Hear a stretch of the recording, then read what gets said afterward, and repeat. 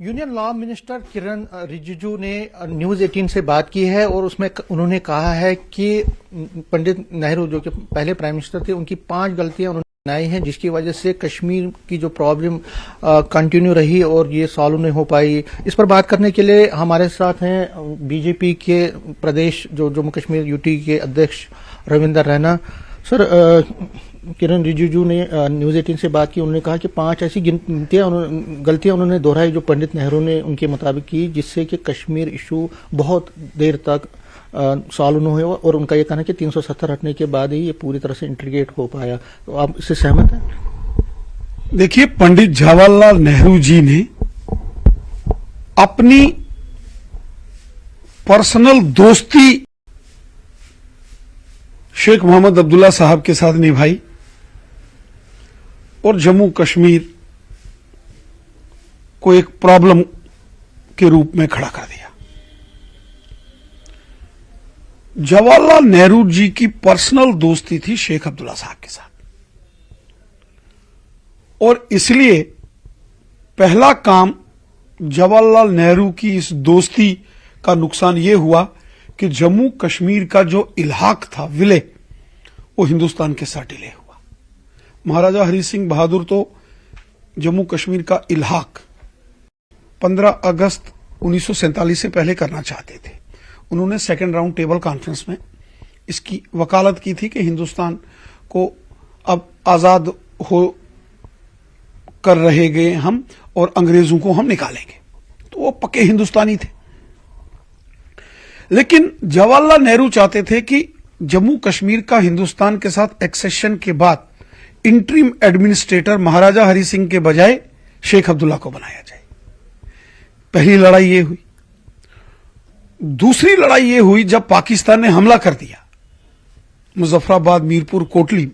महाराजा साहब ने कहा कि हमें फौज भेजो, तो जवाहरलाल नेहरू ने शेख अब्दुल्ला साहब के कहने पर फौज नहीं भेजी।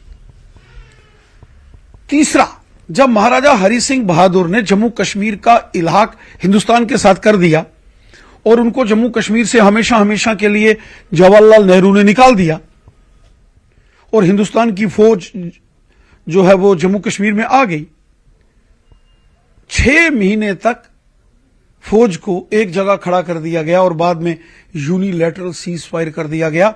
जो पाकिस्तान के कब्जे वाला जम्मू कश्मीर है वो भी जवाहरलाल नेहरू की देन है, क्योंकि जो पाकिस्तान के कब्जे वाला जम्मू कश्मीर का एरिया है वहां उस वक्त शेख मोहम्मद अब्दुल्ला उनकी कोई बहुत बड़ी सपोर्ट नहीं थी, क्योंकि वहां पहाड़ी कबीले के लोग रहते हैं। पहाड़ी कबीला है मीरपुर, कोटली, भिम्बर, बाग, पलंदरी, देवा, बटाला, खुईरट्टा, सुदनोती, मुजफ्फराबाद का वो एरिया, वहां सारे के सारे पहाड़ी कबीले के लोग रहते थे। वो शेख मोहम्मद अब्दुल्ला के सपोर्टर नहीं थे।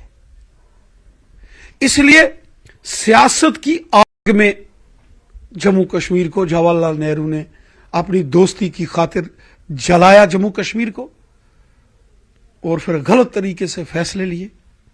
ये पंडित जवाहरलाल नेहरू और कांग्रेस पार्टी की गलतियों का नतीजा है कि जम्मू कश्मीर में यहां बहुत सारी प्रॉब्लम्स खड़ी हो गई, दहशतगर्दी हो गई, यहां अलहदगी पसंद तंजीमें तैयार हो गई और फिर पाकिस्तान के कब्जे वाला जम्मू कश्मीर एक अलग हिस्सा हो गया। कांग्रेस पार्टी ने हिंदुस्तान के लोगों के पीठ में खंजर मारे। कांग्रेस पार्टी कभी हिंदुस्तान की देशभक्त जमात नहीं हो सकती। मुझे लगता है एज ए ह्यूमन बीइंग, अगर सपोज किसी को लगता है कि वो वहां चीफ मिनिस्टर साहब का रेजिडेंस है या कहीं कोई एलजी साहब का रेजिडेंस है और इस समय आदमी उस कॉन्स्टिट्यूशनल पोजीशन पर नहीं है, तो इसका कोई अल्टरनेटिव भी दिया जा सकता है। कोई अल्टरनेटिव कहीं रहने की रेजिडेंशियल अकोमोडेशन दी जा सकती है। ये पर्सनल मैटर है, इसमें ज्यादा सियासत ना हो तो ठीक है। से बात करने के लिए शुक्रिया। तो ये थे रविंदर रैना, प्रदेश बीजेपी के प्रेसिडेंट। ये साफ कह रहे हैं कि जो भी ब्लंडर्स हुए हैं वो कांग्रेस दौर में हुए हैं, कांग्रेस ने किए हैं, और उनके जो प्राइम मिनिस्टर हैं, पहले प्राइम मिनिस्टर पंडित जवाहरलाल नेहरू, उनकी तरफ से ज्यादा ये ब्लंडर्स हुए हैं, गलतियां हुई हैं, जिसका खामियाजा यहाँ के लोगों को सालों साल झेलना पड़ा। कैमरामैन बंटी के साथ में समीर भट्ट, न्यूज 18 जम्मू। और इसी खबर पे हम हमारे साथ दो खास मेहमान जुड़ रहे हैं। हमारे साथ जुड़े हमारे वरिष्ठ सहयोगी मनोज कौल और साथ ही GS जम्वाल जो डिफेंस एक्सपर्ट हैं। आप वो हम उनको सुनाएंगे कि मनोज कौल ने उनसे क्या बात। मनोज जी, आपको मेरी आवाज मिल पा रही है? जी बिल्कुल। जी मनोज जी, ये जो 5 गलतियां गिनाई हैं केंद्रीय मंत्री हैं किरण रिजिजू ने, और जाहिर है कि ये जो टाइमिंग है और उस ऐसे मौके पे ये सारी बातें सामने आ रही हैं, तो इन गलतियों का यानी उनका जो कहना है कि इस पर एक पर्दा पड़ा था, और ये बातें उन्होंने जो आर्टिकल में लिखा है बिल्कुल उसके साक्ष्य के साथ लिखा है कि कहाँ उन्होंने हवाला दिया है कि यहाँ यहाँ यहाँ यहाँ ये बातें ऐसी हैं। तो इन 5 गलतियों को किस तरह से इस पर अब आगे बात होगी, किस तरह की चर्चा होगी? आपके साथ चूंकि सवाल साहब मौजूद हैं, डिफेंस एक्सपर्ट, तो वो क्या कहते हैं जरा इस पे। जी मनोज जी। देखिए विशाल, जैसे हमने पहले भी बात की है, यहाँ पर जो हमारे साथ अभी भी मौजूद हैं major general Govardhan Jamwal. Major general Govardhan Jamwal वो जनरल हैं जो महाराजा की फौज में थे, यानी वो महाराजा को बिल्कुल करीब से जानते थे, वो उनके साथ रहे हैं। आज अगर कोई जनरल उस वक्त का अगर कोई मौजूद है तो वो जनरल गोवर्धन जम्वाल है। हम उन्हीं से बात करते हैं, उनसे ये पूछते हैं कि जो किरण रिजिजू ने जिस तरह के बयान दिए हैं जिसमें ये कहा गया है कि जवाहरलाल नेहरू ने ही की थी, उन्होंने देर लगाई एक्सेशन में, तो बेहतर मैं उनके पास ही जाऊंगा। जनरल साहब, ये कहा जा रहा है कि जवाहरलाल नेहरू ने गलतियां की, देर लगाई, नहीं तो पहले ही विलय हो गया होता। महाराजा हरि सिंह की कोई गलती नहीं है, बल्कि जवाहरलाल नेहरू की गलती है। बिल्कुल ठीक है। मैं श्रीनगर में था उस वक्त, महाराजा हरि सिंह जी ने मुझे 10 सितंबर कमीशन किया था, मैं उनका कमीशन अफसर हूँ। और जो कुछ भी ये हुआ 1947 में पाकिस्तान अंग्रेजों की वजह से हमला हुआ और हमारे ब्रिगेडियर राजेंद्र सिंह वहाँ गए, फौज लेके लड़ाई हुई, तो मैं उधर सा देख रहा था। और उसके पहले क्या हुआ उसका भी मुझे मालूम है। ये बात बिल्कुल गलत है कि महाराजा हरि सिंह ने डिले किया एक्सेशन में। वो बहुत काबिल आदमी थे, बहुत पढ़े लिखे थे, और अंग्रेजों ने उन्होंने खुद एक वाहिद राजा थे जिनको उन्होंने सिलेक्ट किया था to head 565 maharajas to represent in the round table conference. He was not an ordinary maharaja. और ये कहना कि वो आजाद रहना चाहते थे या पाकिस्तान से मिलने का कोई था, बिल्कुल गलत बात है। वो हिंदुस्तान से मिलना चाहते थे, और जुलाई में शायद एक दफा नेहरू ने किसी का बयान आया था कि वो जुलाई में मिलना चाहते थे, फिर दबा दिया जाता था, ये बात बाहर नहीं निकलने देती थी। उनको मालूम था कि उनके वो जो सुन्नी मुस्लिम हैं, वो छोड़ो 60% हिंदू, बौद्ध वगैरह, और जो शिया हैं पाकिस्तान में खुश कभी नहीं रहेंगे। अभी आप देख रहे हो 15% हिंदू थे, अभी 3% रह गए हैं। तो वो इतने काबिल थे, उन्होंने तभी अंदाजा लगा लिया था कि ये मुस्लिम भी वहां खुश नहीं रह सकते पाकिस्तान में, लेकिन हिंदुस्तान में जाएंगे तो उनको बराबर का हक मिलेगा। आपको क्या लगता है कि क्या वजह रही होगी कि जवाहरलाल नेहरू ने, जैसे ये कहा जाता है कि महाराजा हरि सिंह ये चाहते थे, वो जुलाई में ही गए थे, हिंदुस्तान की आजादी से पहले ही वहां गए थे और कहा था कि विलय होना चाहिए, क्यों कर नेहरू ने उस वक्त उसमें देर लगाई, ये कहते हुए कि ये हमें जल्दबाजी से काम नहीं लेना चाहिए? ये बहुत अच्छा सवाल है। ये नेहरू ने इसलिए किया कि अगर वो महाराजा हरि सिंह की बात पर विलय हो जाता तो क्रेडिट महाराजा हरि सिंह को जाना था, उनको तो राज प्रमुख बनाना पड़ता था। तो शेख कहाँ जाते? शेख उनके दोस्त थे, उनके घर में ही जाके बैठे हुए थे। तो वो चाहते थे जो महाराजा हरि सिंह कह रहे हैं वो शेख कहे, और वो उनको कहते थे वो शेख के द्वारा आओ मेरे पास। मगर महाराजा हरि सिंह कहते हैं मैं शेख के द्वारा कभी नहीं आऊंगा, मैं खुद महाराजा हूं, और ही believed in divine right of Kings. वो कहते थे मुझे इन्होंने महाराजा राजा नहीं बनाया, मुझे भगवान ने बनाया है, और ये रियाया जो है ये मेरे बच्चे हैं, मेरी फैमिली है, इनको मैं कुछ नहीं होने दूंगा। और वो सेफ हैं तो इंडिया में हैं, अगर इंडिया नहीं चाहता तो मैं इनको अपने संभाल के रखूंगा। इसलिए वो नहीं, उन्होंने अपना डिप्टी प्राइम मिनिस्टर भेजा बत्रा। जब हमला हो गया 24 अक्टूबर को भी भेजा उन्होंने, फिर भी नेहरू ने ये कहा कि तुम शेख के पास जाओ, शेख के थ्रू, ये रिक्वेस्ट शेख के थ्रू आनी चाहिए। क्या कमाल है, दुश्मन उड़ी पहुंच चुका था 24 तारीख, उस दिन भी 25 को उसने यही कहा। फिर उनको माउंटबेटन ने बीपी मैनन को भेजा, उस साथ जनरल मैच आए, पर देखो क्या माउंटबेटन ने कहा, जाके देखो वो रेडर होंगे, रेडर नाम उन्होंने डाला था, तो रेडर होंगे, नहीं तो रेडर नहीं थे, वो इन्वेडर थे, वो हमलावर थे। रेडर होता है जो आगे निकल जाए। तो किरण रिजिजू जो हैं, जो कानून मंत्री हैं, उनका ये भी कहना है कि जिस एक्ट के तहत, जो एक्ट को लेके कानून का यूएन जनरल असेंबली में ले जाया गया वो गलत था। 35 जो आर्टिकल है उसके तहत वहां चले गए, जो कि जो लैंड डिस्प्यूट्स हैं उससे साथ रिलेटेड, जबकि आर्टिकल 51 के थ्रू जाना चाहिए था, ताकि जो गैर कानूनी कब्जा किया गया है पाकिस्तान की तरफ से हमारी टेरिटरी पर, उसको जस्टिफाई किया जाता।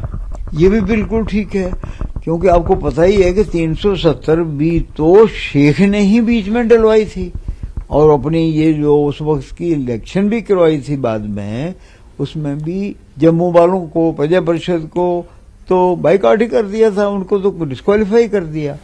तो जो कुछ भी चाहते थे वो शेख के मर्जी के मुताबिक हो रहा था, और शेख समझता था शायद कि पूरी बातें, पूरा कानून, पूरा कंट्रोल इंडिया को नहीं देना चाहिए, वो चाहता था उसके हाथ में रहे, और तभी इन्होंने 370 डलवा दी उसमें। उसकी वजह से क्या हुआ, 75 साल इंडिया को भी उन्होंने नहीं फटकने दिया, और जम्मू और लद्दाख के साथ जो किया आपको पता ही है। तो ये वही है, बिल्कुल रिजू बहुत ठीक कह रहे हैं, कोई नहीं कहता, अगर ये कांग्रेस का रूल रहता तो ये भी नहीं कोई कहता।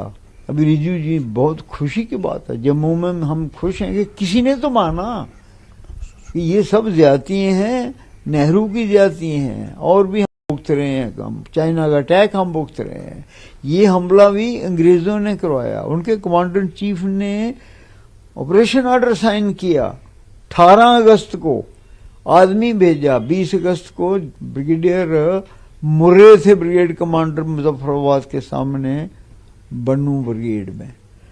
वो खुशकिस्मती हमारी पर फायदा नहीं हुआ, हमारा मेजर उधर ओंकार सिंह कलकट सरदार बैठा था वापस आने को, उसने वो खोला तो देखा लिखा 10,000 पाकिस्तानी कबालियों के नाम लिख दिए, पाकिस्तानी कबाली भी थे, Pakistan controlled by Pakistan army. 6,000 Muzaffarabad हमला करेंगे, 2,000 गुलबर्ग पर करके आएंगे वैली को, और 2,000 टिटवाल से करके वैली को आएंगे। ऑपरेशन ऑर्डर साइन किया हुआ 18 अगस्त, और क्या लिखा 22 अक्टूबर को हमला होगा। ये ब्रिगेड, ये मेजर कलकट तो घबरा गया, ये तो एक जबरदस्त स्टोरी है, ये तो फिल्म बनने के काबिल है। वो उन्होंने डिफेंस मिनिस्टर को भाग के आके बताया 18 तारीख कि 22 को आपका अटैक हो रहा है, 4 दिन हैं, कुछ कर लो। उसने नेहरू को बताया, नेहरू ने कहा नहीं ऐसा ही है, चुप छोड़ो चुप। क्या इसने तो जान के मरवा दिया।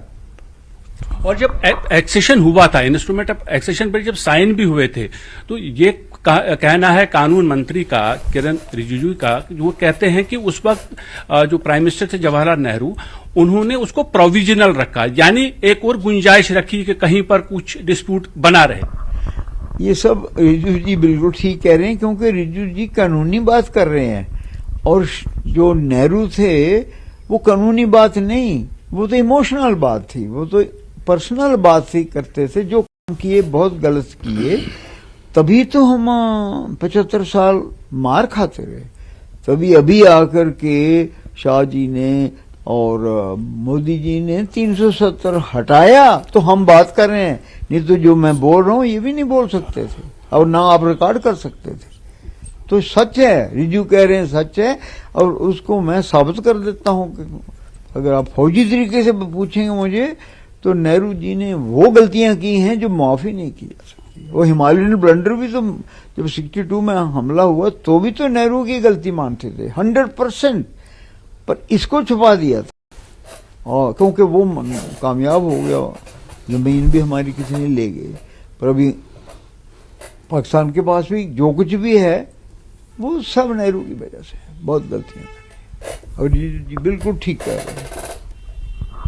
तो विशाल, आपने सुना कि जनरल जम्वाल का ये कहना था कि काफी ब्लंडर्स हुई हैं जी। और उनका ये भी कहना है कि जिस तरह से उन्होंने ये उस वक्त मौजूद रहे, वो ये फौज में थे और उनको बहुत करीबी निगाह थी पूरे जो हालात थे उस वक्त के, तो उसमें ये उनका ये कहना है कि जो कानून मंत्री किरण रिजिजू ने कहा है वो बिल्कुल सही है। और साथ ही उन्होंने ये भी उम्मीद जताई कि जो नई सरकार आई है, उनका ये कहना है कि आर्टिकल 370 जब हटाया गया तो उसके बाद से अब यहाँ बात करने की आजादी भी है और हालात जो हैं बेहतरी की तरफ जा रहे हैं। बिल्कुल जी विशाल, एक और प्रश्न या फिर हम ये कह लें कि एक और जो गलती किरण रिजिजू जी जो यूनियन नोबलिस्ट है वो बता रहे हैं कि नेहरू की थी, उस पर थोड़ा मैं चाहूंगा कि आप एक सवाल उनसे पूछें जनरल साहब से। वो गलती ये बताई जा रही है कि जिस तरह से ये एक मतलब दावा था कि संयुक्त राष्ट्र संघ में जो संयुक्त राष्ट्र द्वारा जो जनमत संग्रह होना था उसे भारत द्वारा कश्मीर में इस जनमत संग्रह को होने से रोका जा रहा है, ये एक नाटक है जिसे पनपने दिया गया जानबूझकर। ये भी उन्होंने गलती बताई है। इस पर जनरल साहब की क्या राय है? जनरल साहब, एक और बात जो है, जो ये कहा जाता है कि गवर्नमेंट ऑफ इंडिया ने लगातार ये बोला कि जो प्लेबिसाइट है, प्लेबिसाइट तब तक जो है भारत ने रोका हुआ है, जबकि हकीकत ये थी कि पहले सीज फायर होना था, उसके बाद विड्रॉवल ऑफ ट्रूप्स और उसके बाद प्लेबिसाइट। तो क्या हम ये माने कि उस वक्त भी एक बहुत बड़ी ब्लंडर थी या एक बहुत झूठ बोला जा रहा था गवर्नमेंट ऑफ इंडिया की तरफ से, खास जब जो उस वक्त प्राइम मिनिस्टर थे जवाहरलाल नेहरू की तरफ से? हाँ, ये भी बिल्कुल ठीक है। प्लेबिसाइट तो वो अंग्रेजों ने यूनाइटेड नेशन में, क्योंकि पाकिस्तान का हमला हमने रोक दिया, हमने कश्मीर नहीं जाने दी, इसलिए वो ये सोच रहे थे अभी क्या करें जिससे कश्मीर पाकिस्तान के पास जाए। तो जो कुछ भी हम कर रहे थे, अगर हम राइट करते उसको रोड़ा अटका देते थे और नेहरू उनके साथ प्ले करता था। तो उन्होंने सजेस्ट किया कि तुम यूएनओ में जाओ, तो नेहरू यूएनओ में चले गए, जबकि हम जा रहे थे। मैं खुद बाद में उधरी था जुलाई 48 में, मैं उड़ी में, मैं फोर कमाऊ में लड़ाई लड़ रहा था मैं उस वक्त। तो हमें आगे आगे बंद करो, सीज फायर होगा दिसंबर में। हम नहीं चाहते थे, हम तो जा रहे थे, मैं तो मुजफ्फराबाद के देख रहे थे हम तो, क्योंकि ये सब अंग्रेज कर रहे थे।